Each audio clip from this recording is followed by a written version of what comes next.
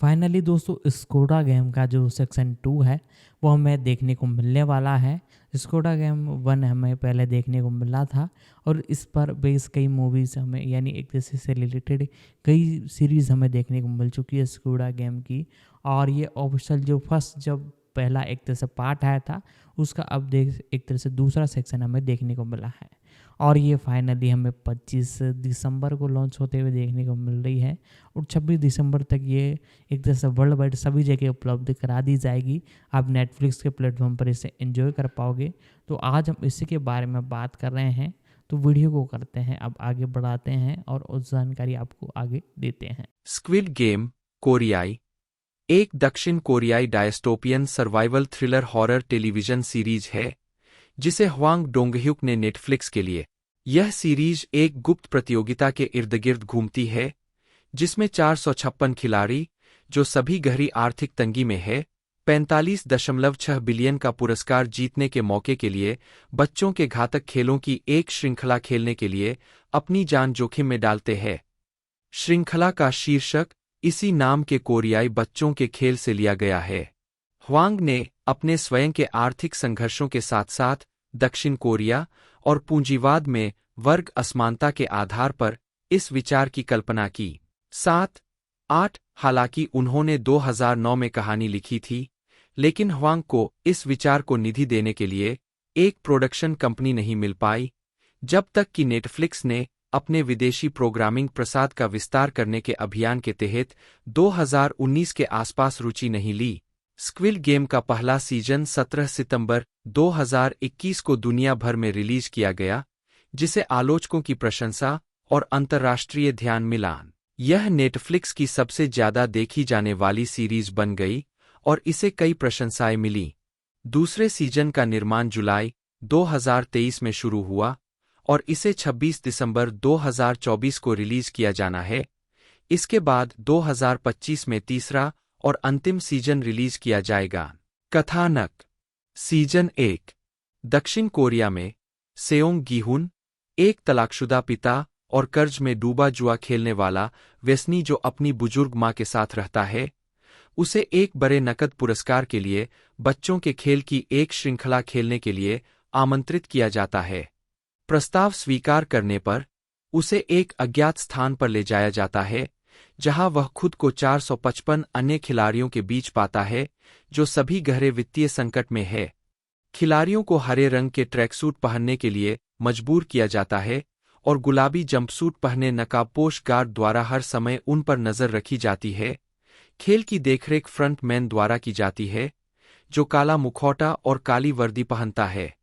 खिलाड़ियों को जल्द ही पता चलता है कि एक गेम हारने से उनकी मृत्यु हो जाती है और प्रत्येक मृत्यु संभावित 45.6 बिलियन के भव्य पुरस्कार में 100 मिलियन का योगदान देती है। बी गिहुन अपने बचपन के दोस्त जो सांगवू और उत्तर कोरियाई दलबदलुकांग सेबायोक सहित अन्य खिलाड़ियों के साथ मिलकर खेलों के शारीरिक और मनोवैज्ञानिक मोड़ से बचने की कोशिश करता है, जबकि जासूस ह्वांग जुन्हो अपने लापता भाई को खोजने के लिए एक गार्ड के रूप में खेलों में घुसपैठ करता है। 10-11 सीजन 2 गिहुन, जिसने स्क्विड गेम जीतने के एक साल बाद बदला लेने की कसम खाई थी, वापस लौटता है और फ्रंट मैन से बदला लेने और गेम को हमेशा के लिए खत्म करने के लिए फिर से गेम में शामिल होता है। उसके साथ पुलिस अधिकारी जुन्हो, फ्रंट मैन का भाई, शामिल होगा जो उसे गेम और उसके भाई को रोकने में मदद करेगा। गेम में वह एक बार फिर अपने दोस्त जंगबे सहित नए खिलाड़ियों के साथ मिलकर यह सुनिश्चित करने की कोशिश करेगा कि अधिक से अधिक खिलाड़ी बच सकें।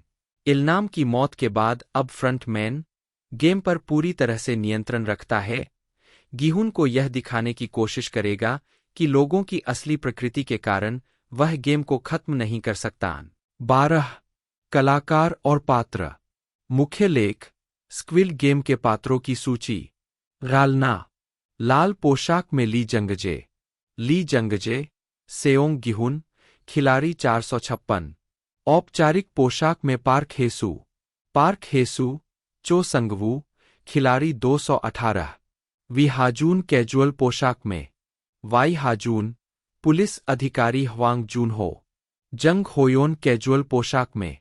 जंग होयोन, कांग साइब्योक, खिलाड़ी 067, ली ब्युंगहुन, ह्वांग इनहो, फ्रंटमैन। मुख्य कोष्ठकों में दी गई संख्याएं स्क्विल गेम जगत में पात्र को सौंपी गई खिलाड़ी संख्या को दर्शाती है। सेओंग गिहुन के रूप में ली जंगजे, एसआईएचयूएन 456, 13, एक तलाकशुदा ड्राइवर और जुए का आदी। वह अपनी मां के साथ रहता है और अपनी बेटी की आर्थिक मदद करने के लिए संघर्ष करता है।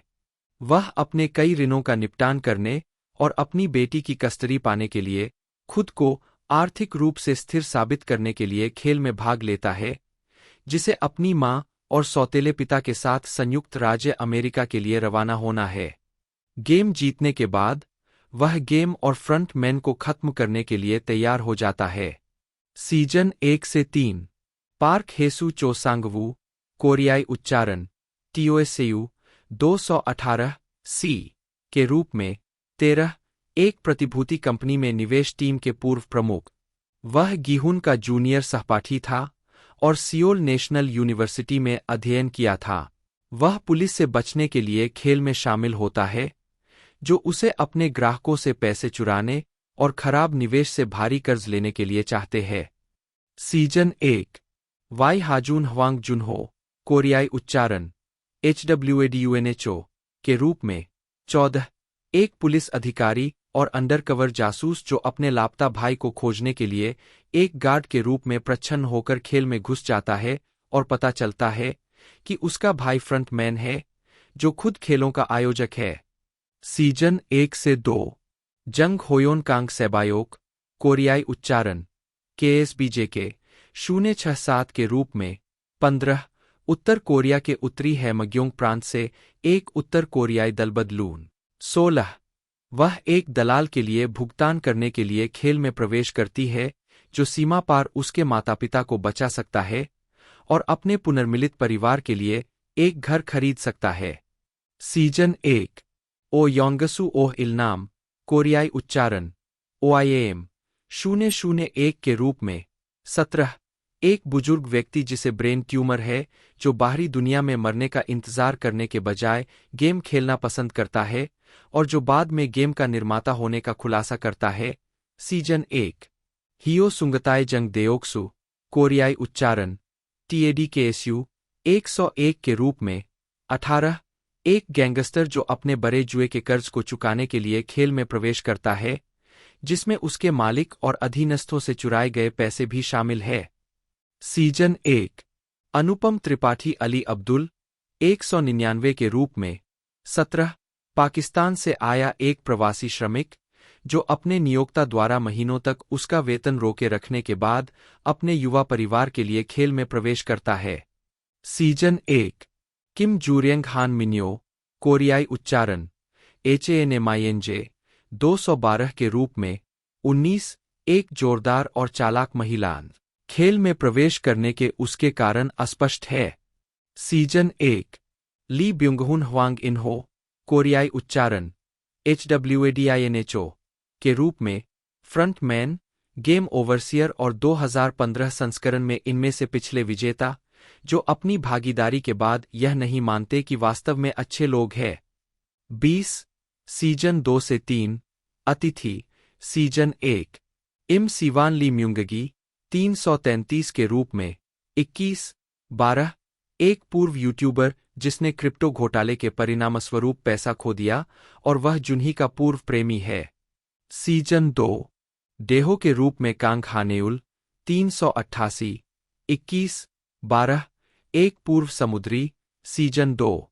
पार्क सुंगहून ह्यूंजू के रूप में 120, 21, 12, एक पूर्व विशेष बल सैनिक और ट्रांसजेंडर महिला जो अपनी लिंगपुष्टि सर्जरी के लिए पैसे की कमी से जूझ रही है। सीजन 2। ली जिनवुक ग्योंगसोक के रूप में 246, 22, 12, एक आदमी जो अपनी बेटी के रक्त कैंसर के इलाज के लिए पैसे पाने के लिए खेल में शामिल होता है। सीजन 2। यांग डोंगग्यून पार्क योंगसिक 007 के रूप में 21, 12, एक पश्चातापी जुआरी और ग्यूमजा का बेटा। सीजन 2। जो यूरी किम जुनही के रूप में 222-12 म्यूंगगी की पूर्व प्रेमिका जिसने म्यूंगगी की क्रिप्टो खरीदकर अपना पैसा खो दिया और अब जीविका चलाने का रास्ता तलाश रही है। सीजन 2 कांग एशिम जंग ग्यूमजा के रूप में 149-22 योंगसिक की मां जो अपने बेटे के कर्ज का भुगतान करने के लिए खेल में प्रवेश करती है। सीजन 2 ली सेओवान जंगबे के रूप में 390-12 गीहुन का बहुत अच्छा दोस्त जो एक बार चलाता है और बाद में स्क्विड गेम में प्रवेश करता है। सीजन 2 अतिथि सीजन 1 यू सुंगजू ब्योंगगी 111 के रूप में 23 एक डॉक्टर जो गुप्त रूप से भ्रष्ट गार्डों के एक समूह के साथ काम करता है ताकि आगामी खेलों की जानकारी के बदले में मृत प्रतिभागियों के अंगों की तस्करी की जा सके। ली यूमी जियोंग 240 के रूप में 24 एक युवा महिला जो अपने अपमानजनक सौतेले पिता की हत्या करने के बाद जेल से रिहा हुई है। किम सीह्यून प्लेयर 244 एक पादरी जो खेल के दौरान अपने विश्वास को पुनः खोजता है। ली सांगही 2 जंगसू 017 के रूप में 25 एक पूर्व ग्लासमेकर। किम युनताए खिलाड़ी 069 एक खिलाड़ी जो अपनी पत्नी खिलाड़ी 070 के साथ खेल में शामिल होता है। ली जिहा खिलाड़ी 070 के रूप में 26 एक खिलाड़ी जो अपने पति खिलाड़ी 069 के साथ खेल में शामिल होती है। क्वाक जाह्योंग खिलाड़ी 278 एक खिलाड़ी जो देओक्सु के समूह में शामिल हो जाता है और उसके गुर्गे के रूप में कार्य करता है। क्रिश्चियन लागाहिट खिलाड़ी 276 के रूप में 27-28 एक खिलाड़ी जो टग ऑफ वॉर राउंड में सेओंग गिहुन के समूह में शामिल होता है। किम यंगो के ओह मालसून के रूप में गिहुन की मां 29 चो आहेन सेओंग गायोंग के रूप में गिहुन की बेटी कांग मालग्यूम कांग यूंजी के रूप में गिहुन की पूर्व पत्नी और गायोंग की मां 29 पार्क हायेजिन सांगवू की मां के रूप में पार्क सीवान कांग चेओल सेबायोक के छोटे भाई के रूप में अतिथि कलाकार गोंग यू एक सेल्समैन के रूप में जो गेम के लिए प्रतिभागियों की भर्ती करता है। 30 सीजन 1 से 2 ली जंगजून गार्ड के रूप में 31 जॉन डी माइकल्स वीआईपी 1 के रूप में 32 डैनियल सी कैनेडी वीआईपी 2 के रूप में 32 डेविड ली वीआईपी 3 के रूप में 33 जेफरी ग्यूलियानो वीआईपी 4 के रूप में 32 स्टीफन मोट वीआईपी 5 के रूप में 33 वीआईपी 6 के रूप में माइकल डेविस 33 सीजन 2 पार्क ग्यूएंग नोयुल के रूप में 22-12 एक पूर्व सैनिक और उत्तर कोरियाई दलबदलू जो अपने नवजात बेटे की तलाश कर रही है जो उत्तर में ही रह गया था। चाय कुकी सैन्यों के रूप में 044 34-12 एक बार शक्तिशाली कोरियाई जादूगर जो अब अपने चरम से आगे निकल चुका है। ली डेविड मिन्सू के रूप में 125-22-12 एक डरपोक और कायर व्यक्ति जो थानोस के नेतृत्व में खेल में युवा खिलाड़ियों के एक समूह में शामिल हो जाता है। चोई सेउंगह्यून थानोस 230 के रूप में 22-12 एक पूर्व रैपर जिसने म्यांगगी के क्रिप्टोकरेंसी घोटाले में अपना पैसा खो दिया और उसके खिलाफ एक शिकायत रखता है और खेल के युवा खिलाड़ियों के साथ एक समूह बनाता है। रोह जेवोन नामग्यू के रूप में 124-22-12 एक पूर्व नाइट क्लब कार्यकर्ता जो क्लब में काम करते समय थानोस से मिला था। वोन जियान सेमी 380 के रूप में 22-12 एक महिला जो मिन्सू से दोस्ती करती है और घर लौटने की बजाय खेल में मरना पसंद करती है।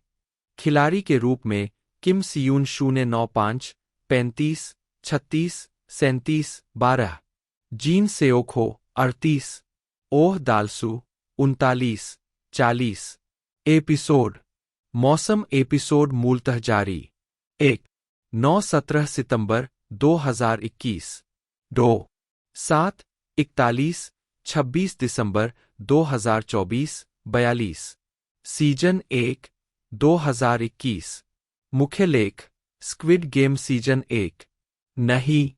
शीर्षक निर्देशक द्वारा लिखित, मूल रिलीज की तारीख 43।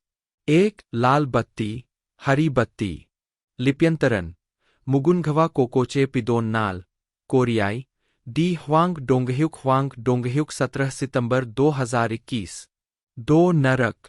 लिप्यंतरन जियोक, कोरियाई, ह्वांग डोंगह्युक 17 सितंबर 2021। 3 the man with the umbrella. लिप्यंतरन उसानेउल सेसुन नामजा, कोरियाई, ह्वांग डोंगह्युक 17 सितंबर 2021। 4 टीम से जुड़े रहें। लिप्यंतरन जो लायोडो पायोनमियोकी, कोरियाई, ह्वांग डोंगह्युक 17 सितंबर 2021। 5 एक निष्पक्ष दुनिया। लिप्यंतरन प्योंगदेउंगहान सेसांग, कोरियाई, ह्वांग डोंगह्युक 17 सितंबर 2021। 6 गगनबू। लिप्यंतरन ककनबू, कोरियाई, ह्वांग डोंगह्युक 17 सितंबर 2021। 7 वीआईपी, ह्वांग डोंगह्युक 17 सितंबर 2021। 8 फ्रंटमैन। लिप्यंतरन प्यूरोनटेउमेन, कोरियाई, ह्वांग डोंगह्युक 17 सितंबर 2021। 9 एक भाग्यशाली दिन। लिप्यंतरन उनसुजोन्नाल, कोरियाई, ई ह्वांग डोंगह्युक 17 सितंबर 2021। सीजन 2 2024। मुख्य लेख स्क्विड गेम सीजन 2। कुल संख्या सीजन में न। शीर्षक निर्देशक ह्वांग ने इस काम को हारे हुए लोगों की कहानी के रूप में वर्णित किया। 69 पात्रों के नाम सेओंग गिहुन, चो सांगवू और इलनाम सभी ह्वांग के बचपन के दोस्तों पर आधारित थे। साथ ही चरित्र का नाम ह्वांग जुनहो, जो ह्वांग इन्हो नामक एक बड़े भाई के साथ वास्तविक जीवन में बचपन का दोस्त भी था। 49 दो मुख्य पात्र गिहुन और सांगवू ह्वांग के अपने व्यक्तिगत अनुभवों पर आधारित थे और खुद के दो पक्षों का प्रतिनिधित्व करते थे।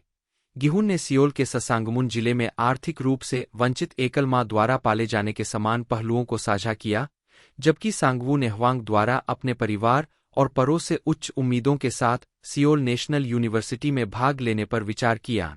4-9-6-9 इसके अलावा गी हुन की पृष्ठभूमि शो के दूसरे गेम में इस्तेमाल की गई आकृतियों के आधार पर कोरियाई चीनी कैंडी ट्रीट, डालगोना में छिद्रित आकृतियां।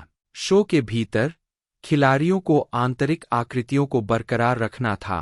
ह्वांग ने बचपन के एक खेल की विडंबना दिखाने के लिए अपने बचपन के कोरियाई खेलों पर कथा को आधारित किया, जहां प्रतिस्पर्धा महत्वपूर्ण नहीं थी बल्कि लोगों के जीवन को दांव पर लगाने वाली एक चरम प्रतिस्पर्धा बन गई।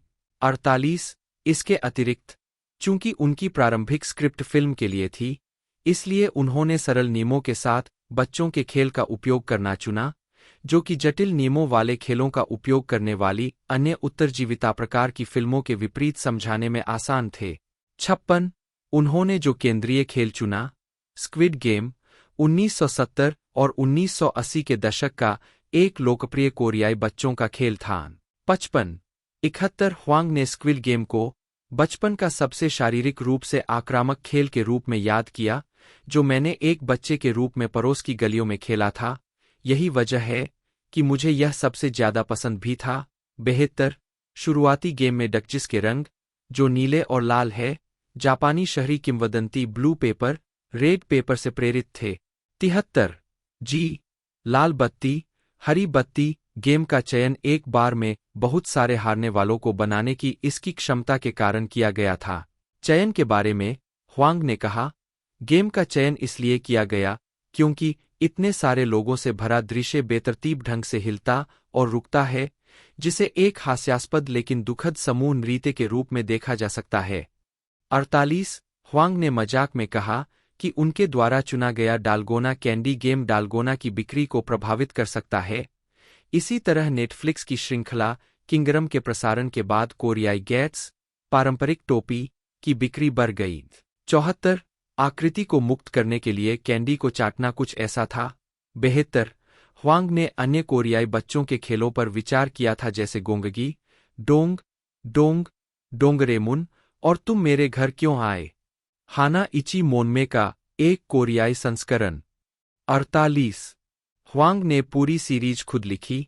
पहले 2 एपिसोड लिखने में ही उन्हें लगभग 6 महीने लग गए, जिसके बाद उन्होंने आगे बढ़ने के लिए, इनपुट लेने के लिए दोस्तों की ओर रुख किया। 50। ह्वांग ने शो की तैयारी की चुनौतियों को भी संबोधित किया जो शारीरिक और मानसिक रूप से थका देने वाली थी। उन्होंने कहा कि उन्होंने सीजन 1 बनाते समय अपने दांतों के स्वास्थ्य को नज़रअंदाज कर दिया था और उत्पादन पूरा होने के बाद उन्हें अपने दंत चिकित्सक से 6 दांत निकलवाने पड़े थे। 47। 58। इस तरह ह्वांग शुरू में इन एपिसोड को पूरा करने के बाद सीक्वल के बारे में अनिश्चित थे। 50। हालांकि उन्होंने सीक्वल के लिए संभावित हुक को ध्यान में रखते हुए अंत लिखा। 8। ह्वांग ने एक वैकल्पिक अंत पर विचार किया था जहां गीहुन अपनी बेटी को देखने के लिए खेल आयोजकों के साथ अपनी कॉल समाप्त करने के बाद विमान में सवार होता, लेकिन ह्वांग ने उस अंत के बारे में कहा। सीजन 2। 9 एपिसोड की पहली सीरीज को खुद लिखने और बनाने के तनाव के कारण ह्वांग के पास शुरू में स्क्विड गेम का दूसरा सीजन लिखने की कोई तत्काल योजना नहीं थी। उनके पास अनुवर्ती कहानी के लिए अच्छी तरह से विकसित योजना नहीं थी और कहा कि अगर उन्हें एक लिखना है तो उन्हें मदद के लिए लेखकों और निर्देशकों के एक स्टाफ की आवश्यकता होगी। 50। शो की अपार लोकप्रियता के साथ ह्वांग ने बाद में दूसरे सीजन की संभावना के बारे में राय व्यक्त की। CNN को बताया, फिलहाल कुछ भी पुष्टि नहीं हुई है, लेकिन इतने सारे लोग उत्साही हैं कि मैं वास्तव में इस पर विचार कर रहा हूं। 69। ह्वांग ने द टाइम्स के साथ एक साक्षात्कार में कहा कि दूसरा सीजन फ्रंट मैन की कहानी पर अधिक ध्यान केंद्रित कर सकता है और साथ ही पुलिस के बारे में अधिक शामिल कर सकता है। ह्वांग ने कहा, मुझे लगता है कि पुलिस अधिकारियों के साथ समस्या सिर्फ कोरिया में ही नहीं है। मैं वैश्विक समाचारों में देखता हूं कि पुलिस बल चीजों पर कार्रवाई करने में बहुत देर कर सकता है, ज्यादा पीड़ित है या स्थिति इसलिए बदतर हो जाती है क्योंकि वे पर्याप्त तेजी से कार्रवाई नहीं करते। यह एक ऐसा मुद्दा था जिसे मैं उठाना चाहता था। 76। उन्होंने कहा कि वे क्रिप्टिक फ्रंट मैन और उसके पुलिसकर्मी भाई ह्वांग जुन्हो के बीच के रिश्ते के साथ साथ सेल्समैन चरित्र गोंग यू द्वारा चित्रित की पृष्ठभूमि का भी पता लगाना चाहते थे। 77। डलाई। सीजन 1। निर्देशक ह्वांग ने अनुरोध किया कि अभिनेता गोंग यू बाय और ली ब्युंगहुन दाए, जिनके साथ उन्होंने पहले काम किया था, स्क्विड गेम में क्रमशः रिक्रूटर और फ्रंटमैन के रूप में दिखाई दें। ह्वांग ने कहा कि उन्होंने ली जंगजे को गीहुन के रूप में कास्ट करने का फैसला किया ताकि उनकी पिछली भूमिकाओं में चित्रित उनकी करिश्माई छवि को नष्ट किया जा सके। 78। होयोन जंग को उनकी नई प्रबंधन कंपनी ने श्रृंखला के ऑडिशन के लिए एक वीडियो भेजने का अनुरोध किया था, जबकि वह मैक्सिको में एक शूटिंग खत्म कर रही थीं और न्यूयॉर्क फैशन वीक की तैयारी कर रही थीं। हालांकि एक अभिनेता के रूप में यह उनका पहला ऑडिशन था और उनकी उम्मीदें कम थीं। ह्वांग ने कहा, जिस क्षण मैंने न्यूयॉर्क से उनका ऑडिशन टेप देखा, मैंने तुरंत खुद से सोचा, यह वह लड़की है जिसे हम चाहते हैं।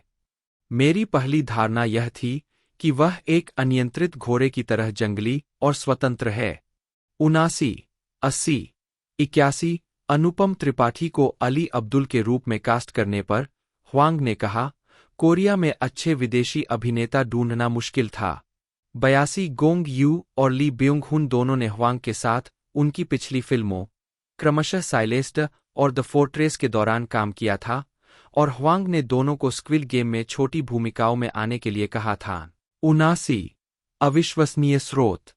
वीआईपी को एशिया में रहने वाले गैर कोरियाई अभिनेताओं में से चुना गया था, जोफ्रे ग्यूलियानो के मामले में, जिन्होंने जुन्हो के साथ बातचीत करने वाले वीआईपी की भूमिका निभाई थी।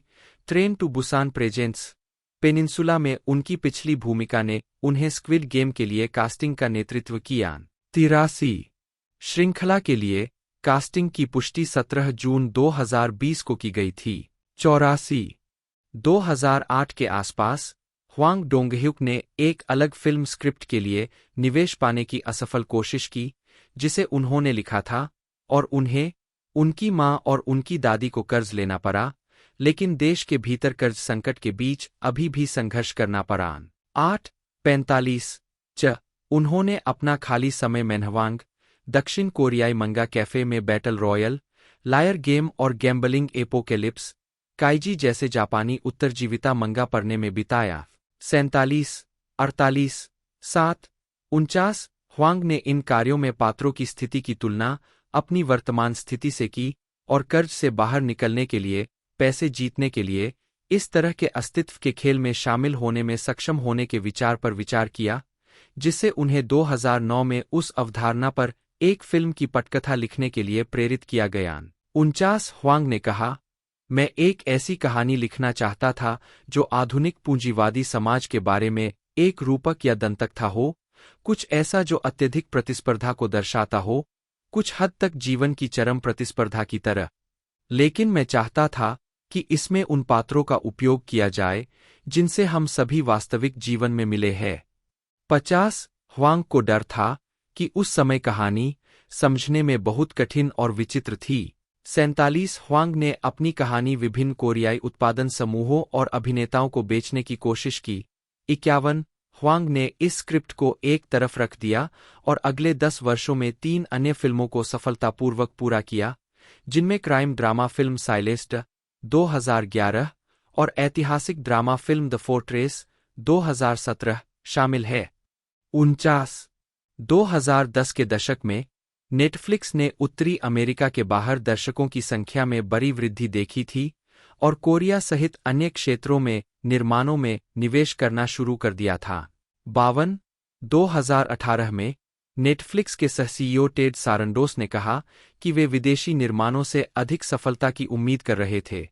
मेरे लिए रोमांचक बात यह होगी कि अगली स्ट्रेंजर थिंग्स अमेरिका के बाहर से आए। अभी ऐतिहासिक रूप से उस पैमाने का कुछ भी कभी भी कहीं से नहीं आया है, सिवाय हॉलीवुड के। 53 नेटफ्लिक्स ने 2018 में एशिया में एक डिवीजन खोला था और जब वे अभी भी सियोल में अस्थायी पट्टे पर दिए गए कार्यालय स्थान से काम कर रहे थे, ह्वांग ने अपनी स्क्रिप्ट उनके ध्यान में लाई। एशियाई क्षेत्रों के लिए नेटफ्लिक्स के कंटेंट अधिकारियों में से एक किम मिन्योंग ने द फोर्ट्रेस और उनकी अन्य फिल्मों से ह्वांग की प्रतिभा को पहचाना। किम ने कहा, हम ऐसे शो की तलाश कर रहे थे जो पारंपरिक रूप से बने शो से अलग हों और स्क्विड गेम बिल्कुल वैसा ही था। 54 सितंबर 2019 में नेटफ्लिक्स ने औपचारिक रूप से घोषणा की कि वे ह्वांग के काम को एक मूल श्रृंखला के रूप में प्रस्तुत करेंगे। 51-55 नेटफ्लिक्स की बेला बजरिया, वैश्विक टेलीविजन संचालन की प्रमुख, ने ह्वांग के काम में अपनी रुचि के बारे में कहा कि हमें पता था कि यह कोरिया में बड़ा होने वाला है, क्योंकि इसमें एक बोल्ड विजन वाला एक प्रतिष्ठित निर्देशक था और यह कि के-ड्रामा भी पूरे एशिया में अच्छी तरह से यात्रा करते हैं। 52 परियोजना में अपनी वापसी के बारे में ह्वांग ने टिप्पणी की, यह एक दुखद कहानी है, लेकिन मैं इस परियोजना में वापस इसलिए आया क्योंकि तब से 10 साल बाद की दुनिया एक ऐसी जगह में बदल गई है जहां ये अविश्वसनीय उत्तरजीविता कहानियां बहुत उपयुक्त है और मैंने पाया कि यही वह समय है जब लोग इन कहानियों को पेचीदा और यथार्थवादी कहेंगे। 47 ह्वांग ने आगे माना कि कोविड-19 महामारी ने दक्षिण कोरिया में वर्गों के बीच आर्थिक असमानता को प्रभावित किया और कहा कि इन सभी बिंदुओं ने एक दशक पहले की तुलना में लोगों के लिए कहानी को बहुत यथार्थवादी बना दिया। 51 नेटफ्लिक्स के आदेश के साथ फिल्म की अवधारणा को 9 एपिसोड की श्रृंखला में विस्तारित किया गया। किम ने कहा कि 120 मिनट के प्रारूप में जो लिखा गया था उससे कहीं अधिक था, इसलिए हमने इसे एक श्रृंखला में बदलने के लिए मिलकर काम किया। 54 ह्वांग ने कहा कि वह स्क्रिप्ट का विस्तार करने में सक्षम थे ताकि यह लोगों के बीच संबंधों और प्रत्येक व्यक्ति की कहानियों पर ध्यान केंद्रित कर सके। 56 शुरुआत में नेटफ्लिक्स ने सीरीज का नाम राउंड 6 रखा था, न कि स्क्विड गेम जैसा कि ह्वांग ने सुझाया था। एशिया में कंटेंट के लिए नेटफ्लिक्स के उपाध्यक्ष किम मिन्योंग के अनुसार, जबकि वे जानते थे कि स्क्विड गेम नाम कोरियाई दर्शकों को बच्चों के खेल से परिचित होगा, यह प्रतिध्वनित नहीं होगा क्योंकि बहुत से लोग इसे नहीं समझेंगे। और राउंड 6 का उपयोग करने का विकल्प चुना क्योंकि यह प्रतियोगिता की प्रकृति का स्वर्णन करता है। इसे ब्राजील में इस तरह से शीर्षक दिया गया है। जैसे जैसे उत्पादन जारी रहा, ह्वांग ने सेवा पर स्क्विड गेम का उपयोग करने के लिए दबाव डाला। किम के अनुसार इसके रहस्यमय नाम और अनूठे दृश्यों ने उत्सुक दर्शकों को आकर्षित करने में मदद की।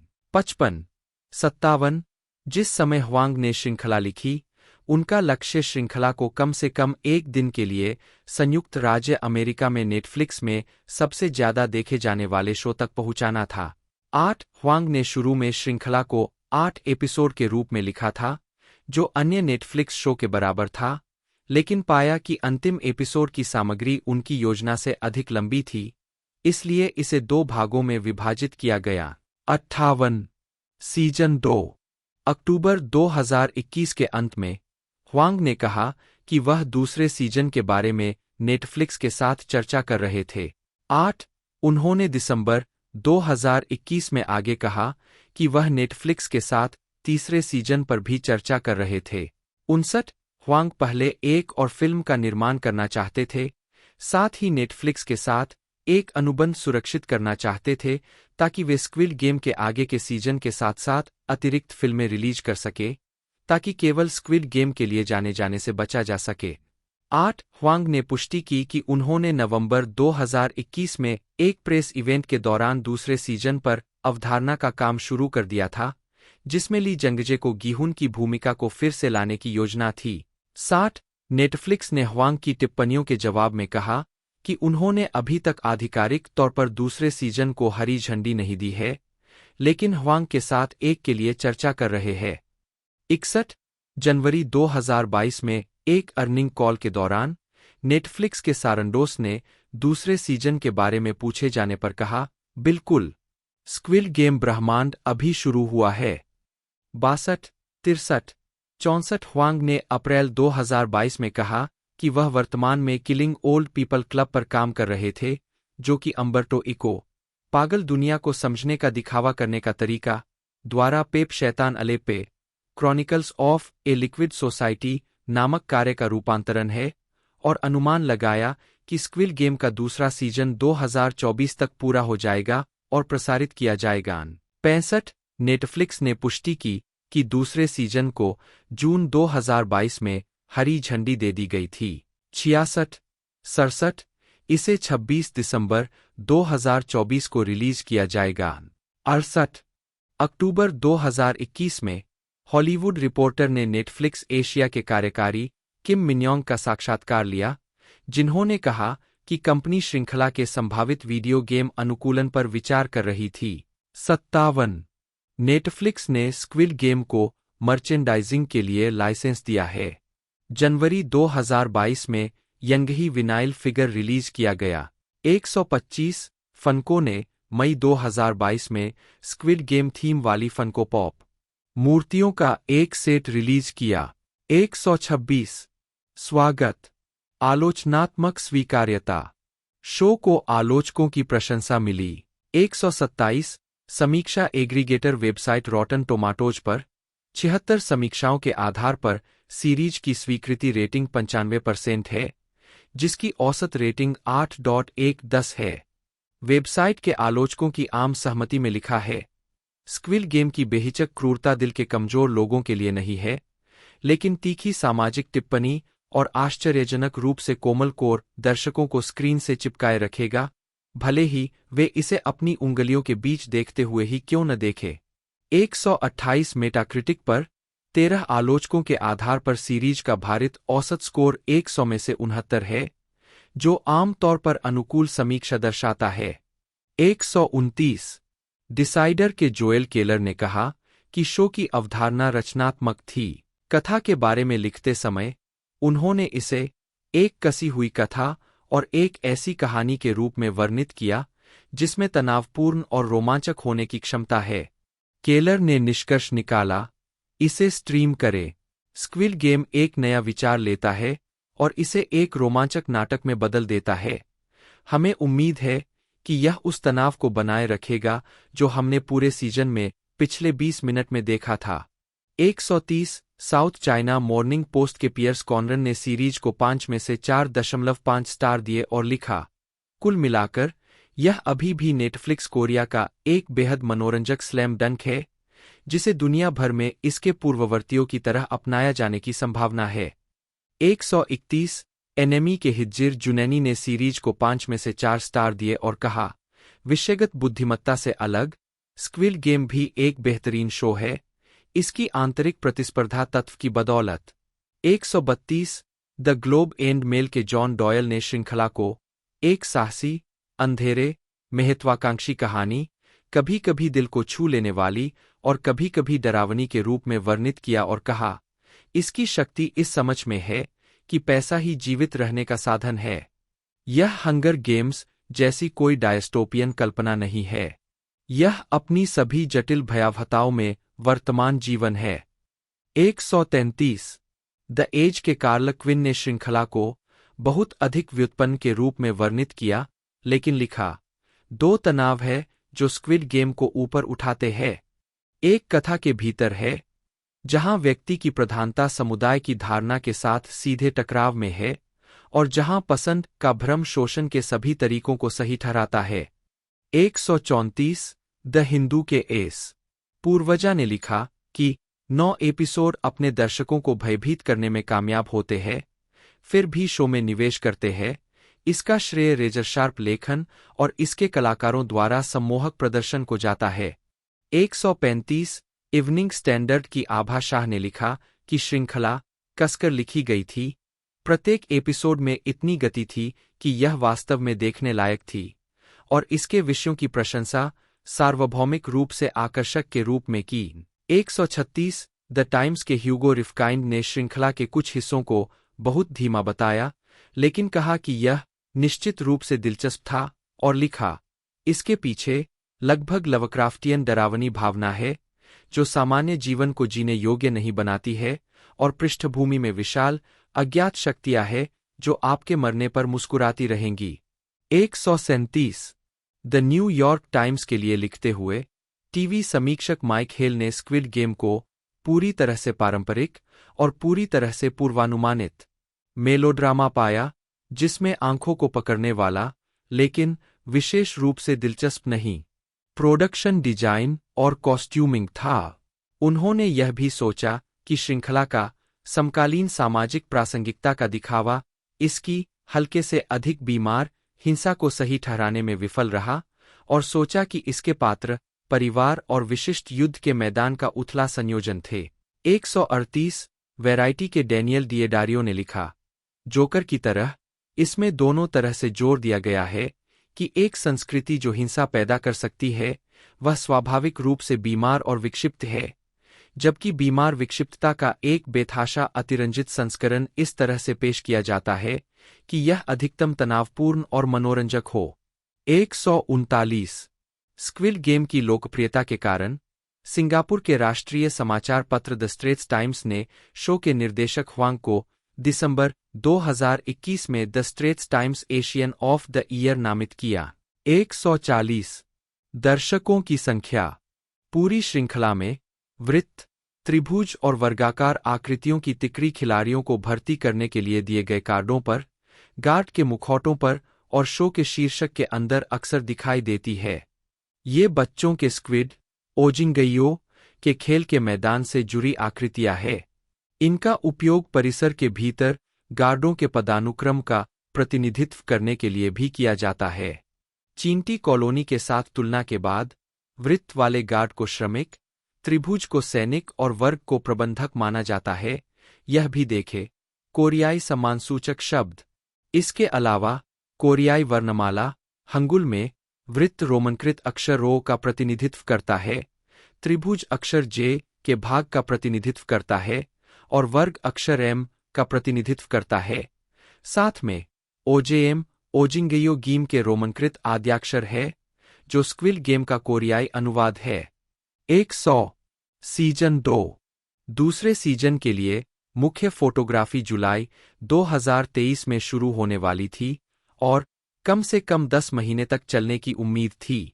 101 10 जुलाई को प्रोडक्शन के स्टाफ सदस्यों को इंचियोन हवाई अड्डे पर फिल्मांकन के दौरान नागरिकों के प्रति दुर्व्यवहार के आरोपों से जुड़े विवाद का सामना करना पड़ा। प्रोडक्शन कंपनी ने इस मामले पर आधिकारिक माफी जारी की। 102 कथित तौर पर अगस्त 2023 में फिल्मांकन चल रहा था।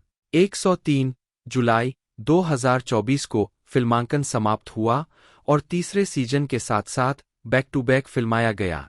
104 संगीत। यह भी देखे स्क्विड गेम साउंड ट्रैक। जंग जेल ने श्रृंखला के लिए संगीत तैयार किया। जंग जेल, जिन्होंने पहले पैरासाइट के लिए साउंड ट्रैक की रचना की थी, ने स्क्विड गेम के स्कोर की रचना और निर्देशन किया। 105 इसे उबाऊ होने से बचाने के लिए उन्होंने संगीतकार पार्क मिंजू और किम सुंगसू, जो संगीत के लिए संगीत निर्देशक है और संगीतकार के रूप में मंच नाम 23 इंच का उपयोग करते हैं, की मदद मांगी। 106 शो के दौरान खिलाड़ियों की दिनचर्या के हिस्से के रूप में 2 शास्त्रीय संगीत के टुकड़ों का भी इस्तेमाल किया जाता है। जोसेफ हेडन के ट्रम्पेट कंसर्टो के तीसरे मूवमेंट का इस्तेमाल खिलाड़ियों को जगाने के लिए किया जाता है और जोहान स्ट्रॉस के द ब्लू डेन्यूब का इस्तेमाल नए खेल की शुरुआत को इंगित करने के लिए किया जाता है। 105 लुडविग वान बीथोवेन की 5वीं सिम्फनी भी वीआईपी लाउंज में सुनी जाती है। 105 जंग द्वारा व्यवस्थित और कोरियाई कलाकार जू वॉन शिन द्वारा गाए गए fly me to the moon के एक कवर का इस्तेमाल पहले एपिसोड के red light green light game पर किया गया था। जू के अनुसार ह्वांग खिलाड़ियों की क्रूर हत्या और गाने के रोमांटिक और सुंदर बोल और धुन के बीच एक विरोधाभास चाहते थे, ताकि दृश्य आज के तेजी से ध्रुवीकृत पूंजीवादी समाज को बहुत संकुचित और सनकी तरीके से दर्शाता है जिसमें हम रहते हैं। 107 स्क्विड गेम खेलने वाले बच्चों के साथ गाने। वे बैक देन के लिए जंग उन उपकरणों का उपयोग करना चाहते थे जिनका उन्होंने प्राथमिक विद्यालय में अभ्यास किया था, जैसे रिकॉर्डर और कैस्टनेट। 106 गीत की लय 3 मार्च 2007 ताली की लय पर आधारित है, जिसका उपयोग आमतौर पर दक्षिण कोरिया में किसी को खुश करने के लिए किया जाता है। 106 जंग द्वारा बजाए गए रिकॉर्डर में हल्की बीप थी जो अनजाने में थी। 108 राउंड 6 गीत बुडापेस्ट स्कोरिंग ऑर्केस्ट्रा द्वारा बजाया गया था। 109 साउंड ट्रैक 17 सितंबर 2021 को जारी किया गया था। 110 मुक्त करना। स्क्विड गेम का पहला सीजन 17 सितंबर 2021 को 190 से अधिक देशों में रिलीज किया गया था। 111 सीरीज का दूसरा सीजन 26 दिसंबर 2024 को और अंतिम सीजन 2025 में प्रीमियर के लिए तैयार है। 42 विपणन। टोक्यो के शिबुया में स्क्विड गेम के लिए एक प्रमोशनल इवेंट। फिलीपींस में सीरीज के पहले एपिसोड में इस्तेमाल की गई गुड़िया की प्रतिकृति सितंबर 2021 में क्यूजोन सिटी के ऑर्टिगास एवेन्यू पर प्रदर्शित की गई थी। 112 25 अक्टूबर 2021 को सियोल के ओलंपिक पार्क में एक स्क्विड गेम गुड़िया स्थापित की गई थी। 113 स्क्विड गेम के सेट की एक प्रतिकृति 5 सितंबर 2021 से सियोल के इटावन स्टेशन पर प्रदर्शित की गई थी। 114 115 हालांकि कोविड-19 चिंताओं के कारण प्रदर्शनी को समय से पहले बंद कर दिया गया था। 116 2 और 3 अक्टूबर 2021 को पेरिस में एक स्क्विड गेम पॉपअप स्टोर खोला गया। 117 और एक व्यक्ति 1 महीने की मुफ्त नेटफ्लिक्स सदस्यता जीत सकता है यदि वे 1 मिनट और 30 सेकंड में डालगोना से सही आकार प्राप्त करने में कामयाब रहे। 118 119 नीदरलैंड में नेटफ्लिक्स ने अपना खुद का स्क्विड गेम आयोजित किया, जहां लोग मास्ट्रिच और रॉटरडैम दोनों में red light green light game खेलने में सक्षम थे। गुड़िया की एक प्रतिकृति प्रदर्शित की गई और कर्मचारियों को गार्ड की तरह कपड़े पहनाए गए। विजेताओं को स्क्विड गेम की यादगार चीजों से सम्मानित किया गया। इस कार्यक्रम में सैकड़ों लोग शामिल हुए। 120 121 122 गुड़िया की प्रतिकृतियों की विशेषता वाले इसी तरह के कार्यक्रम दुनिया भर में हुए, जिनमें सिडनी 123 और यूनाइटेड किंगडम शामिल है। 124 अप्रैल 2022 में ह्वांग ने पुष्टि की कि गीहून और फ्रंट मैन के पात्र दूसरे सीजन के लिए वापस आएंगे और यंगही के प्रेमी चेओलसू को पेश करेंगे। 85-66 ह्वांग ने कहा कि वह जियंग जैसे कुछ मृत पात्रों को वापस लाना चाहेंगे और खेद व्यक्त किया कि उन्होंने कई प्रिय पात्रों को मार दिया था क्योंकि उनके पास उस समय दूसरे सीजन की कोई योजना नहीं थी। 86 जून 2023 में नेटफ्लिक्स के टुडूम एक ग्लोबल फैन इवेंट के दौरान ली जंगजे को ली ब्यूंगहून, गोंग यू और वाई हाजून के साथ अपनी भूमिका को फिर से करने की पुष्टि की गई थी। 29 जून को नेटफ्लिक्स ने नए सीजन के कलाकारों के बारे में अधिक जानकारी जारी की, जिसमें कांग हान्यूल, पार्क सुंगहून, इम सीवान, यांग डोंगग्यून, पार्क ग्यूयंग, ली जिनवुक, वोन जियान, जो यूरी, कांग एशिम, ली डेविड और रोह जेवोन शामिल है। 87-22-21 विवाद तब पैदा हुआ जब यह पता चला कि 2016 में सैन्य सेवा के दौरान ड्रग से संबंधित दोषसिद्धि वाले बैंड बिग बैंग के पूर्व सदस्य टॉप को दूसरे सीजन में कास्ट किया गया था। 88 रिलीज से पहले शो ने ट्रांसजेंडर अभिनेत्री को कास्ट करने के बजाय ट्रांसजेंडर महिला किरदार ह्यूंजू की भूमिका निभाने के लिए सिसजेंडर पुरुष अभिनेता पार्क सुंगहून को कास्ट करने के लिए विवाद को आकर्षित किया। आलोचना दोनों ही कारणों से हुई, जिसमें एक ट्रांसजेंडर व्यक्ति के बजाय एक सिसजेंडर व्यक्ति को कास्ट करना और एक सिसजेंडर महिला के बजाय विशेष रूप से एक सिसजेंडर पुरुष को कास्ट करना शामिल है। इस आलोचना के जवाब में कुछ लोगों ने तर्क दिया कि दक्षिण कोरिया एलजीबीटी अधिकारों के संबंध में रूढ़िवादी है और खुद को सुर्खियों में लाने के लिए तैयार एक ट्रांसजेंडर अभिनेत्री को खोजने की कोशिश करना उचित नहीं था।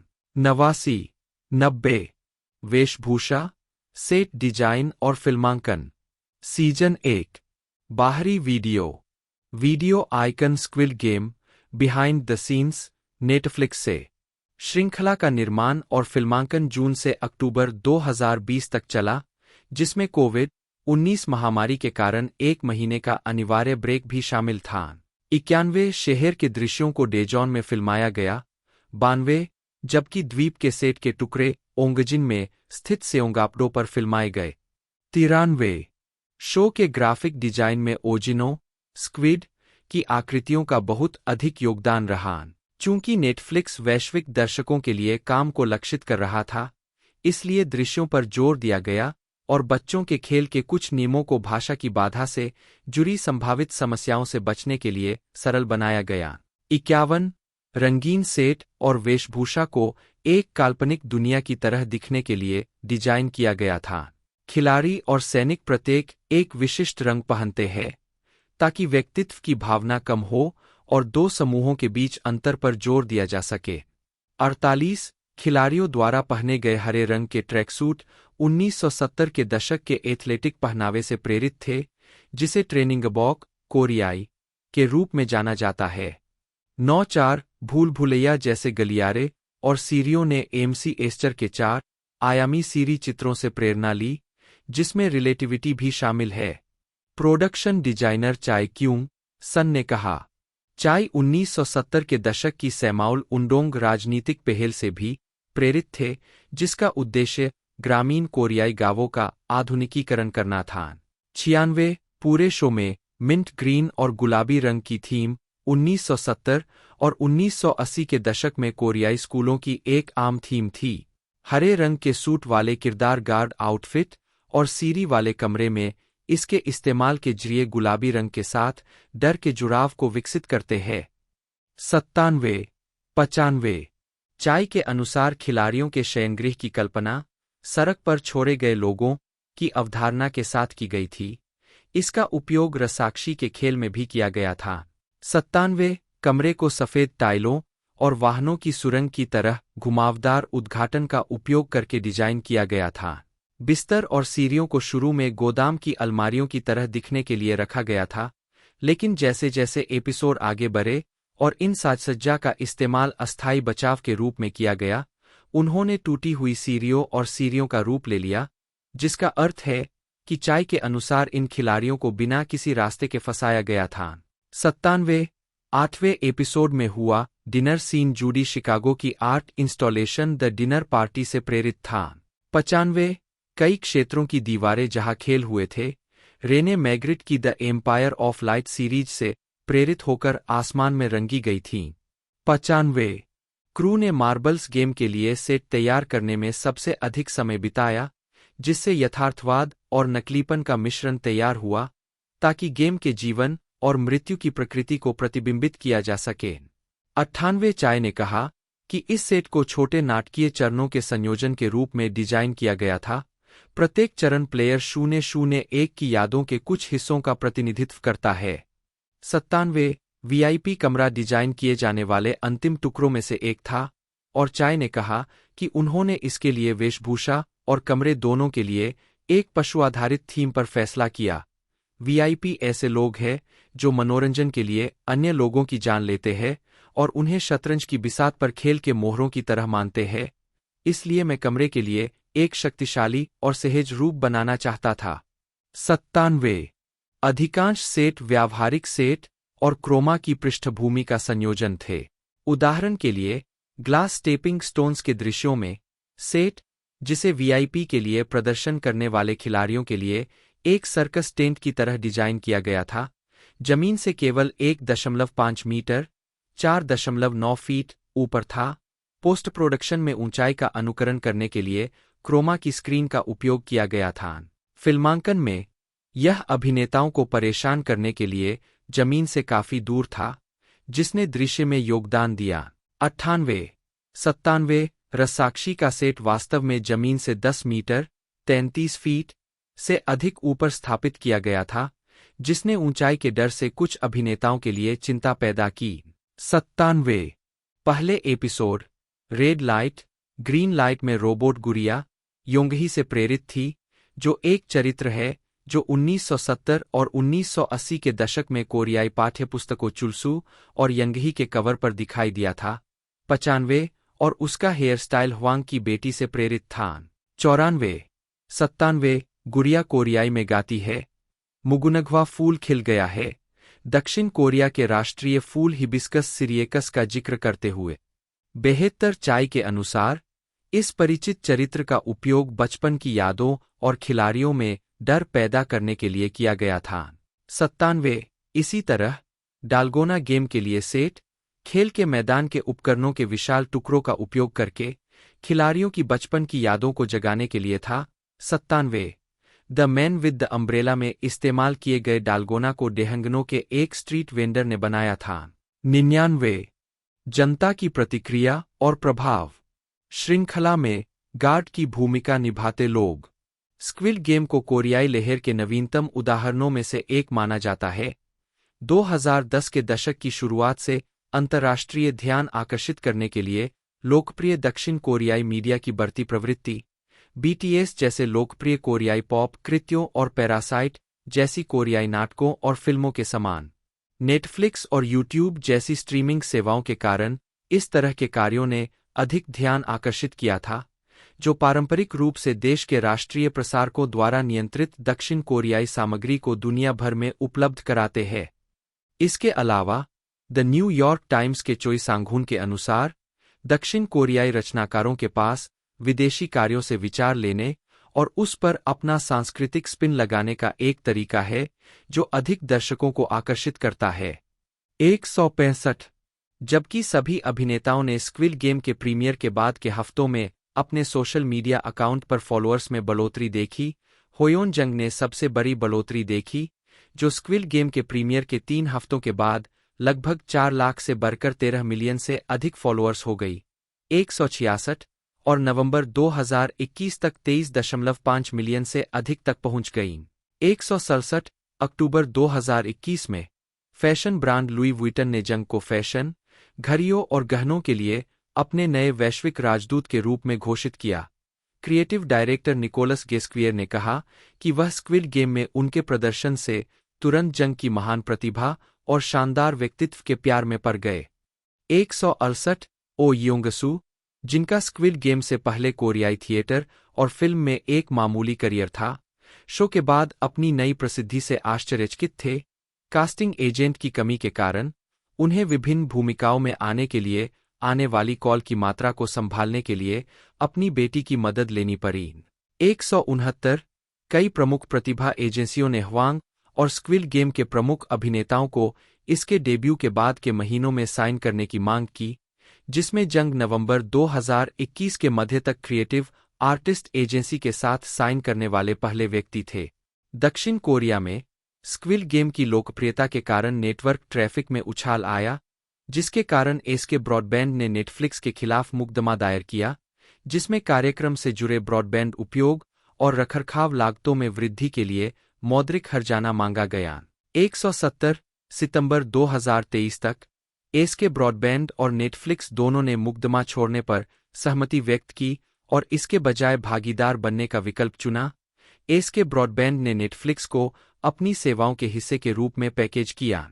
171 शो में इस्तेमाल किए गए फ़ोन नंबरों में से एक निजी निवासी का था, जिसने लोगों से हर दिन 4000 कॉल प्राप्त करने की सूचना दी थी, जिनमें से कई लोग खेल का वास्तविक जीवन संस्करण खेलना चाहते थे।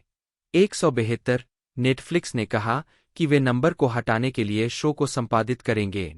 173 दूसरे गेम में प्रदर्शित हनीकॉम्ब कैंडी डालगोना के विक्रेताओं ने कोरिया के भीतर और अंतर्राष्ट्रीय स्तर पर शो के रिलीज होने के बाद बिक्री में उल्लेखनीय वृद्धि देखी।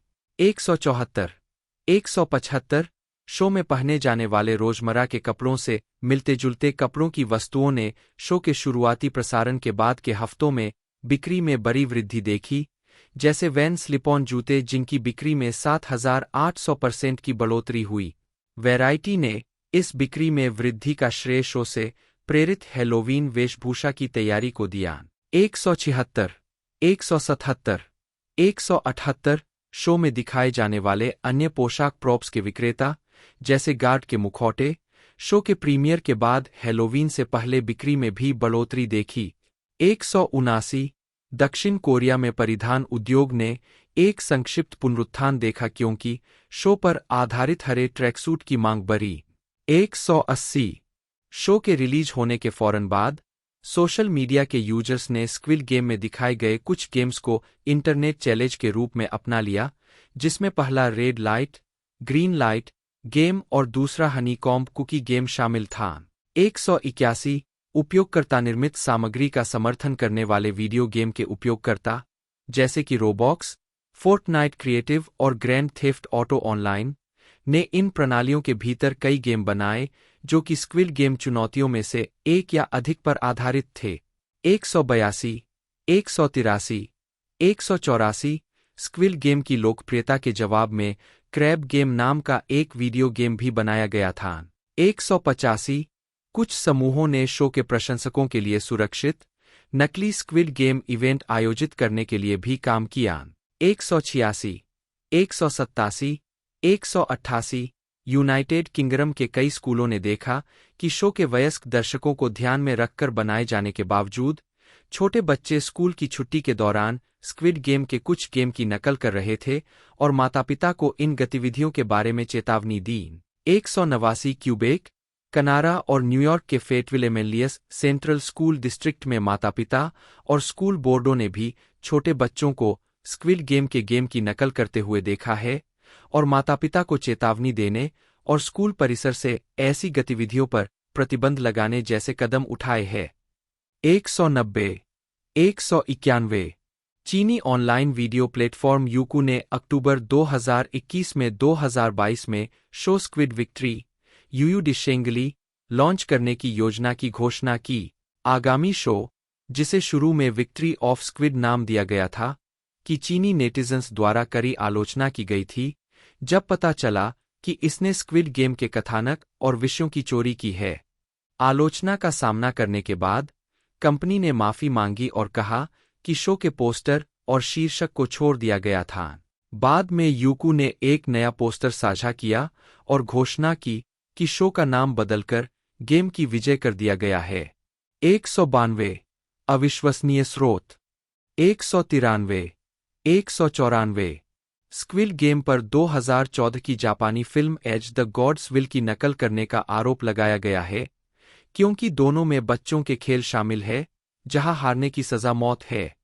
हालांकि लेखक निर्देशक ह्वांग डोंगह्युक ने दावा किया कि उन्होंने स्क्विड गेम की स्क्रिप्ट 2009 में लिखी थी, एज द गॉड्स विल के रिलीज होने से 5 साल पहले। उन्होंने कहा कि जिन समानताओं की ओर इशारा किया गया है वे पूरी तरह से संयोग है और किसी भी पक्ष की ओर से कोई नकल नहीं है। 195 शो का इस्तेमाल स्क्विड नामक एक असंबद्ध अल्पकालिक क्रिप्टोकरेंसी घोटाले के आधार के रूप में किया गया था, जिसने अक्टूबर 2021 के अंत में कारोबार करना शुरू कर दिया था। इस मुद्रा का इस्तेमाल अंततः ऑनलाइन गेम के लिए एक साइट का समर्थन करने के लिए किया जाना था, जहां खिलाड़ी स्क्विड गेम से प्रेरित गेम खेलने के लिए टोकन खरीदेंगे। मुद्रा खरीदने वाले लोग साइट के निवेश का समर्थन करने में मदद करेंगे और जैसे जैसे अधिक खिलाड़ी साइट का उपयोग करेंगे, मुद्रा का मूल्य बढ़ता जाएगा। मुद्रा ने व्यापार के एक दिन के भीतर 2300% से अधिक मूल्य में वृद्धि करने के लिए पर्याप्त खरीदारों को आकर्षित किया था, लेकिन बीबीसी जैसे समाचार संगठनों ने पहचाना कि प्रस्ताव में कई लाल झंडों के कारण यह योजना रग पुल घोटाला प्रतीत होती है। 196 1 नवंबर 2021 तक मुद्रा के समर्थकों ने पूरी तरह से हाथ खींच लिए, जिससे मुद्रा दुर्घटनाग्रस्त हो गई और प्रभावी रूप से $2.1 मिलियन की कमाई हुई। 197 यूट्यूबर और योगसकास्ट नेटवर्क की सदस्य लिडिया एलेरी, जिन्होंने 11 साल तक स्क्विड गेम और स्क्विड गेमिंग हैंडल का इस्तेमाल किया था, को शो के साथ उनके हैंडल के कथित जुड़ाव के कारण काम देने से मना कर दिया गया था। उन्हें स्क्विड गेम के प्रशंसकों द्वारा भी परेशान किया गया है, जिन्होंने सोचा उसने शो से अकाउंट लिया है। कुछ प्रशंसकों ने उनके अकाउंट को हैक करने का प्रयास किया। 198 लोकप्रिय संस्कृति में यह सीरीज नेटफ्लिक्स के वैश्विक स्तर पर शीर्ष 10 साप्ताहिक सबसे ज्यादा देखे जाने वाले टीवी शो चार्ट में शीर्ष पर रहने वाली पहली कोरियाई ड्रामा बन गई।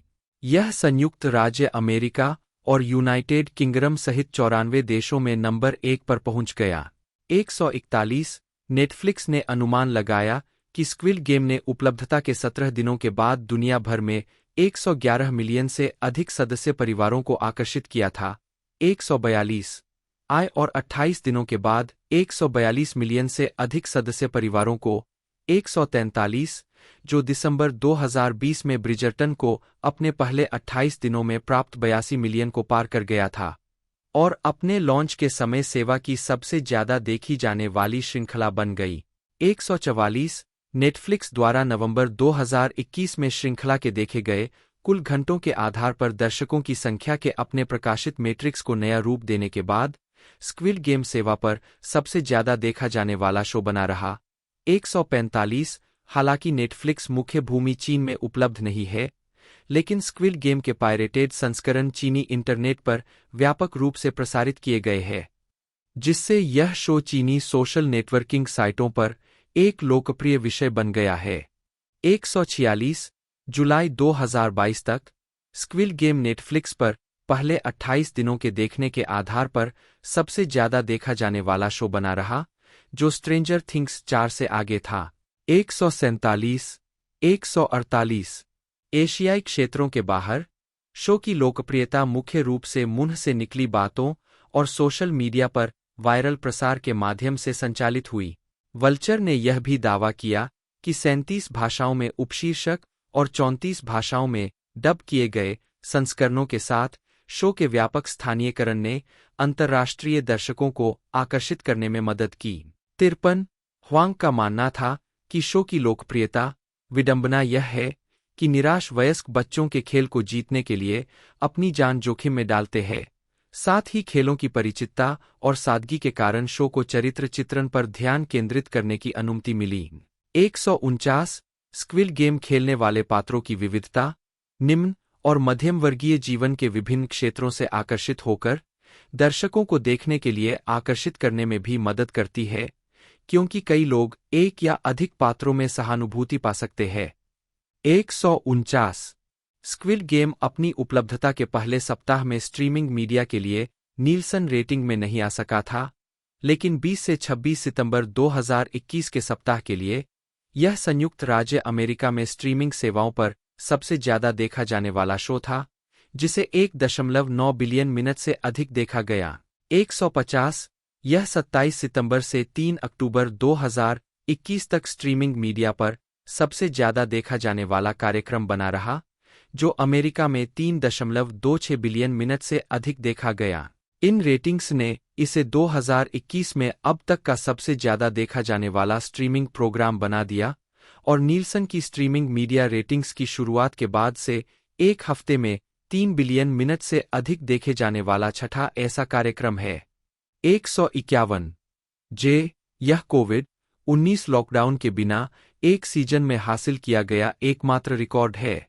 152 नील्सन के अनुसार 4 और 11 अक्टूबर 2021 से शुरू होने वाले हफ्तों के लिए स्क्विड गेम सबसे ज्यादा देखा जाने वाला शो बना रहा। 153 154 लेकिन अगले हफ्ते यू द्वारा इसे बाहर कर दिया गया। 155 लगातार 4 हफ्तों तक स्क्विड गेम टीवी ट्रैकिंग सेवा टीवी टाइम पर सबसे ज्यादा देखी जाने वाली श्रृंखला बनी रही, जहां यह अब तक की सबसे ज्यादा फॉलो की जाने वाली कोरियाई श्रृंखला भी बन गई। 156 यूट्यूब पर स्क्विड गेम से संबंधित सामग्री ने 8 हफ्तों के भीतर 17 बिलियन व्यूज उत्पन्न किए, जो किसी टेलीविजन शो के लिए सबसे अधिक है, जो गेम ऑफ थ्रोन्स से संबंधित सामग्री द्वारा 10 वर्षों में उत्पन्न दर्शकों की संख्या को पार कर गया है।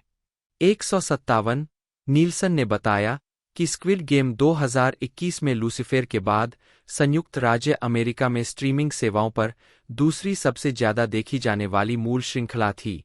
158 ब्लूमबर्ग न्यूज के अनुसार अक्टूबर 2021 तक नेटफ्लिक्स ने अनुमान लगाया कि स्क्विड गेम ने विस्तारित दर्शक डेटा के आधार पर लगभग 900 मिलियन अमेरिकी डॉलर का मूल्य उत्पन्न किया था।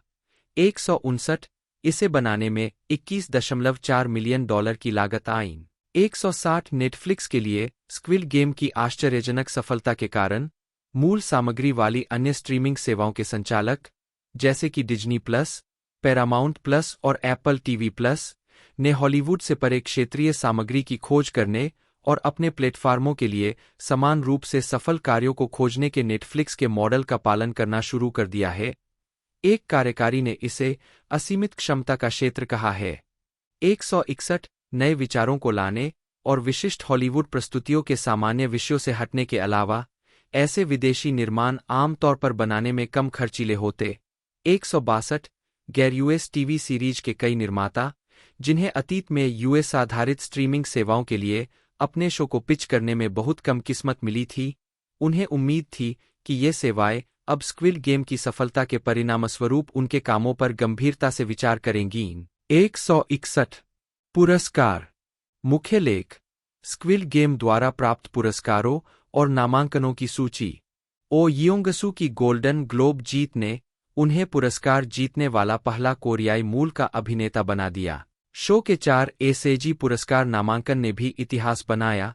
यह पहली गैर-अंग्रेजी श्रृंखला और ड्रामा सीरीज में एक कलाकारों की टुकड़ी द्वारा उत्कृष्ट प्रदर्शन के लिए नामांकित होने वाली पहली कोरियाई श्रृंखला बन गई। व्यक्तिगत रूप से ली जंगजे एशिया और कोरिया के पहले पुरुष अभिनेता बने, जिन्हें व्यक्तिगत एसेजी पुरस्कार नामांकन मिला, और होयॉन जंग एशियाई और साथ ही कोरियाई मूल की दूसरी अभिनेत्री बनी जिन्होंने ऐसा किया।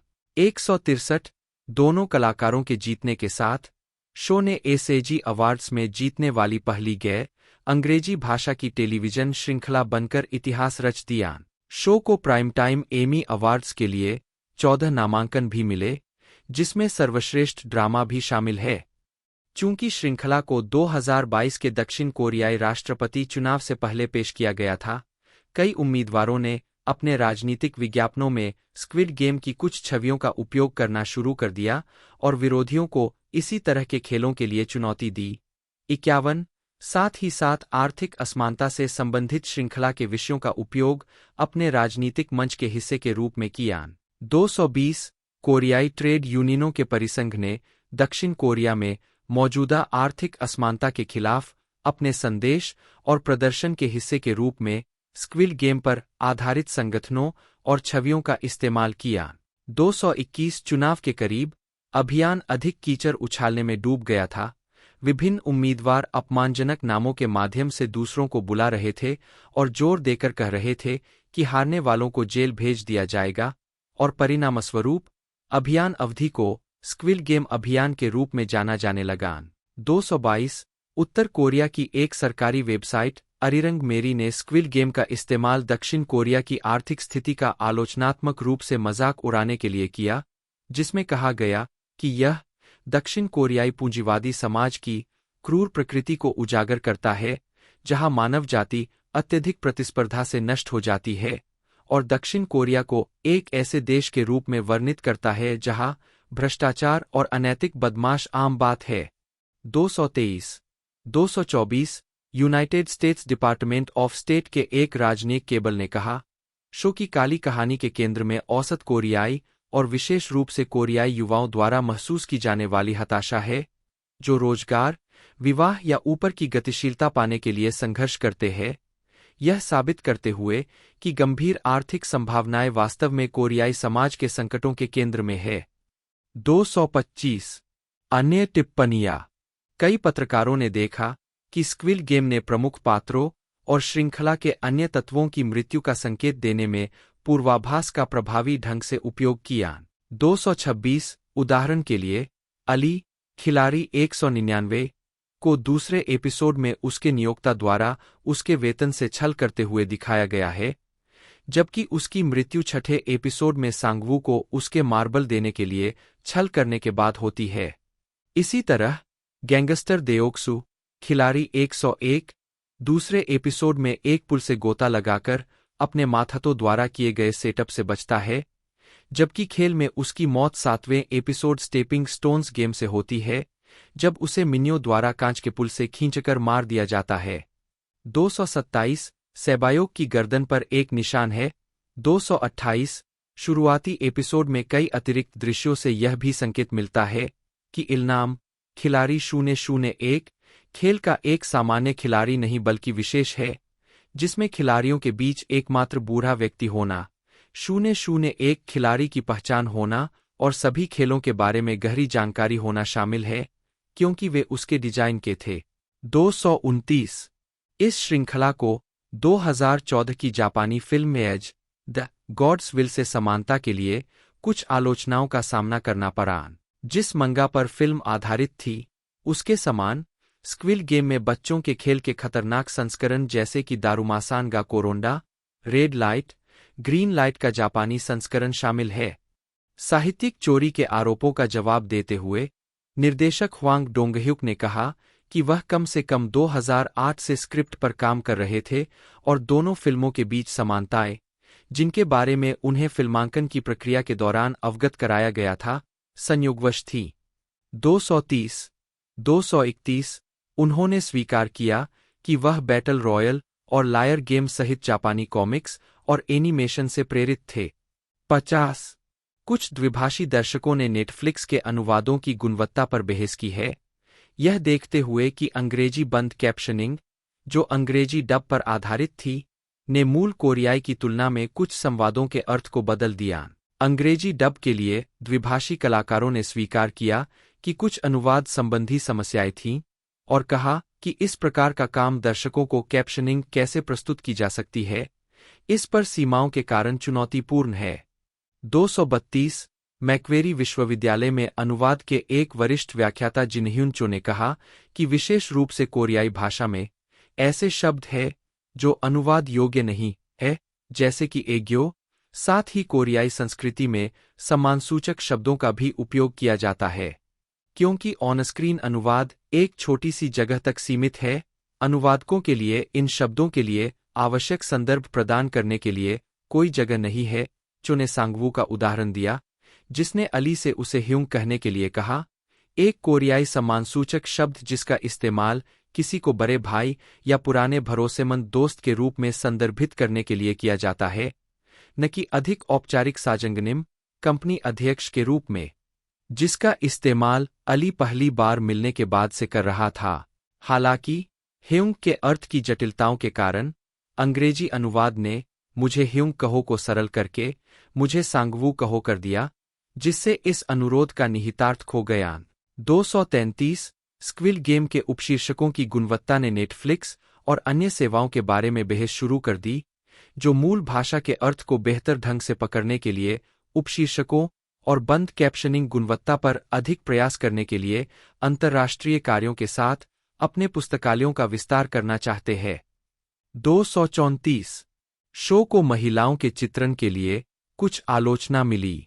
235 236 कोरिया में एक नारीवादी संगठन हेल ने कहा कि यह शो कोरिया में नारीवाद के विरोध की वास्तविकता का न तो प्रतिनिधित्व करता है और न ही आलोचना करता है, और यह विशेष रूप से पुरुषवादी दृष्टिकोण को प्रदर्शित करता है। 237 शो में यह भी दिखाया गया कि कैसे अन्य एशियाई देशों अली के चरित्र के पाकिस्तान से होने के मामले में के प्रवासी श्रमिकों के साथ दक्षिण कोरिया में दूसरे दर्जे के नागरिकों की तरह व्यवहार किया जाता है और कई बार उनका शोषण किया जाता है। हालांकि कुछ लोगों को अली का चरित्र स्थिति की वास्तविकताओं के प्रति बहुत भोला लगा और देश के भीतर ऐसे प्रवासी श्रमिकों का एक व्यंग्यात्मक चित्रण लगान। 238 239 संबंधित कार्य अन्य लोकप्रिय मीडिया स्क्विड गेम का संदर्भ देते हुए समाप्त हो जाएगा, जैसे कि जेंशिन इम्पैक्ट के संस्करण 4.8 में सीमित समय की घटना, समरटाइड स्केल्स एंड टेल्स जिसमें रेड लाइट ग्रीन लाइट पर आधारित चुनौतियों की एक श्रृंखला है, जिसमें स्क्विड गेम के पहले एपिसोड के कुछ छिपे हुए संदर्भ है, और फ्यूचुरामा के सीजन 9 का एपिसोड 2 स्क्विड गेम की पैरोडी है। रिक एंड मॉर्टी के एक एपिसोड में भी इस श्रृंखला का संदर्भ दिया गया था। नेटफ्लिक्स ने दावा किया कि स्क्विड गेम ने सांस्कृतिक भावना को भेद दिया और प्रसारण के बाद पहले महीने में स्क्विड गेम से संबंधित वीडियो के 42 बिलियन से अधिक व्यू के साथ एक लोकप्रिय इंटरनेट मीम बन गया। 143 एनालिटिक्स फर्म वोबाइल ने कहा कि नवंबर 2021 तक यूट्यूब पर स्क्विड गेम से संबंधित वीडियो को कुल 17 बिलियन से अधिक बार देखा गया, जो उसी मीट्रिक में गेम ऑफ थ्रोन्स से आगे निकल गया। 199 16 अक्टूबर 2021 को अमेरिकी late night live television sketch comedy और variety show Saturday night live के एक एपिसोड में, जिसमें गेस्ट होस्ट रामी मालेक और कास्ट मेंबर पीट डेविडसन ने सीरीज के बारे में एक देशी गाना गाकर स्क्विड गेम की पैरोडी की। 5 नवंबर 2021 तक सैटरडे नाइट लाइव के यूट्यूब चैनल पर इस गाने को 9.6 मिलियन से ज्यादा बार देखा जा चुका है। 201 नवंबर 2021 में अमेरिकी यूट्यूबर जिमी डोनाल्डसन उर्फ मिस्टर बीस्ट ने स्क्विड गेम को वास्तविक जीवन में फिर से बनाया, जिसमें 456 लोगों ने $4,56,000 नकद पुरस्कार के लिए शो के समान लेकिन गैरघातक खेलों में प्रतिस्पर्धा की।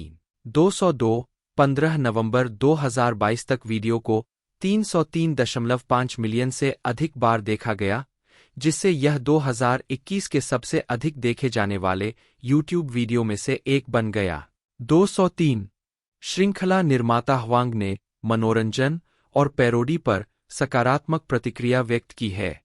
204 गूगल ने बताया कि स्क्विड गेम 2021 में सर्च इंजन पर सबसे ज्यादा खोजा जाने वाला टेलीविजन शो था। 205 जबकि ट्विटर ने कहा कि स्क्विड गेम 2021 का सबसे ज्यादा ट्वीट किया जाने वाला टेलीविजन शो था।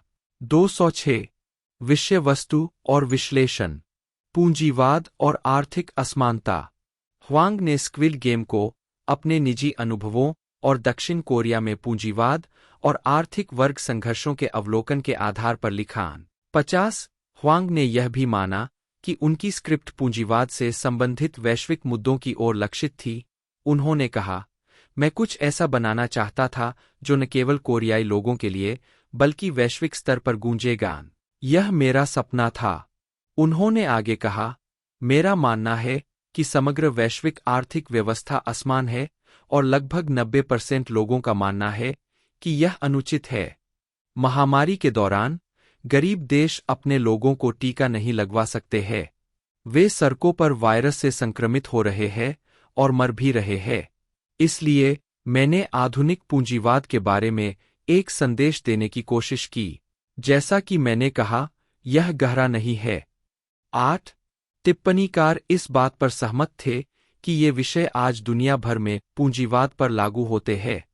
133 207 208 209 210 द गार्जियन के निमो किम और जस्टिन मैककरी ने वर्णन किया है कि स्क्विड गेम में कई खिलाड़ियों के कर्ज में डूब जाने की स्थिति दक्षिण कोरियाई व्यक्तिगत ऋण संकट की वास्तविकता को दर्शाती है, जो शो के पहले प्रसारण के समय देश के सकल घरेलू उत्पाद का 100% से अधिक हो गया था। बढ़ते कर्ज के कारण सरकार ने लोगों को और अधिक कर्ज में डूबने से रोकने के लिए उधार लेने की प्रथाओं पर प्रतिबंध लगा दिए थे, लेकिन इसका असर यह हुआ कि अन्य उधारकर्ता खुद को उच्च ब्याज वाले ऋण लिए बिना ऋण चुकाने में असमर्थ पा रहे थे, जिससे तेजी से व्यापक प्रभाव पैदा हो रहा था। 211 एसोसिएटेड प्रेस के किम टोंगह्युंग के अनुसार इन स्थितियों में कई कोरियाई, जिन्हें अक्सर डर्ट स्पून वर्ग के रूप में जाना जाता है, जोखिम भरे प्रस्तावों में शामिल होते हैं, जैसे उच्च जोखिम वाले निवेश, क्रिप्टोकरेंसी या जुआ। बड़े भुगतान की उम्मीद करते हैं, लेकिन कर्ज में डूब जाते हैं और अपनी समस्या को बढ़ाते हैं। 213 इंडियाना यूनिवर्सिटी के प्रोफेसर जुएंग शिन के अनुसार खिलाड़ियों के लिए ट्रेनिंगबॉक आउटफिट का उपयोग उनके बैकसू के साथ अर्थ को इंगित करने के लिए किया गया था, जिसका मोटे तौर पर अनुवाद सफेद हाथ के रूप में किया जाता है। ऐसे लोग जिन्होंने वित्तीय स्वतंत्रता हासिल नहीं की है और परिणामस्वरूप समाज द्वारा भेदभाव किया जाता है, अपने दिन बेकार बिताते हैं और कोई काम नहीं करते हैं। 96 CNN के ब्रायन लोरी ने लिखा कि श्रृंखला पहले बहुत बार देखी गई थीमों पर एक नेत्रहीन आकर्षक बदलाव प्रस्तुत करती है, जिसमें वर्ग विभाजन का दोहन शामिल है और अमीर अनिवार्य रूप से गरीबों और बेसहारा लोगों का शिकार करते हैं, एक ऐसे क्षण में जब दर्शक उस संदेश के प्रति अधिक ग्रहणशील हो सकते हैं। 214 द गार्जियन के हेनरी वोंग ने शो की तुलना 2019 की दक्षिण कोरियाई फिल्म पैरासाइट से की और कहा कि शो ने दर्शकों को अपने पात्रों में रुचि बनाए रखने के लिए पृष्ठभूमि के रूप में दक्षिण कोरिया में वर्तमान में बहुत वास्तविक धन असमानता का इस्तेमाल किया। 215 अमेरिकी समाजवादी पत्रिका जैकोबिन की कैटिलिन क्लार्क ने भी श्रृंखला की तुलना पैरासाइट से की और कहा कि यह पूंजीवादी मिथक को तोड़ती है कि कड़ी मेहनत समृद्धि की गारंटी देती है। 217 अमेरिकी प्रगतिशील पत्रिका द नेशन के टैमी किम ने लिखा, स्क्विड गेम एक सूक्ष्म शो नहीं है, चाहे इसकी राजनीति हो या कथानक। पूंजीवाद खूनी और मतलबी और अथक है, यह चिल्लाता है। 207 द अटलांटिक के मॉर्गन ओम ने लिखा कि यह श्रृंखला दक्षिण कोरियाई कार्यों की एक श्रेणी में फिट बैठती है जो आर्थिक चिंताओं और वर्ग संघर्षों से जूझती है, जो देश की चिंताओं में निहित है लेकिन वैश्विक स्तर पर प्रतिध्वनित होती है। उन्होंने कहा कि यह अमीरों को ऊपर की ओर गतिशीलता की झूठी भावना का प्रचार करने और गरीबों को इसे खरीदने के लिए दोषी ठहराता है। 218 रीजन पत्रिका के जैक वीसमुएलर ने श्रृंखला की पूंजीवाद विरोधी व्याख्या के खिलाफ तर्क देते हुए कहा कि स्क्विड गेम वास्तव में पूंजीवाद के बारे में नहीं है। ठीक से समझा जाए, यह सत्तावादी नियंत्रण को कम करने और उसका विरोध करने और इसे पूरी तरह से छीनने के लिए डिजाइन की गई प्रणाली के तहत अपनी मानवता को बनाए रखने के लिए रणनीति विकसित करने के बारे में है। 219 तो दोस्तों सेक्शनों की बात की जाए तो पहले सेक्शन 1 देखने को मिला जिसके अंदर टोटल 9 एपिसोड थे, और अभी जो सेक्शन देखने को मिल रहा है उसमें भी 8 से 9 एपिसोड देखने को मिल रहे हैं, जो कि बेहतरीन लेंथ के साथ है। लगभग रनिंग लेंथ की बात की जाए तो 32 से लेकर 63 मिनट इसकी हाईएस्ट लेंथ है एपिसोडों की, जो कि बेहतरीन रहने वाली है।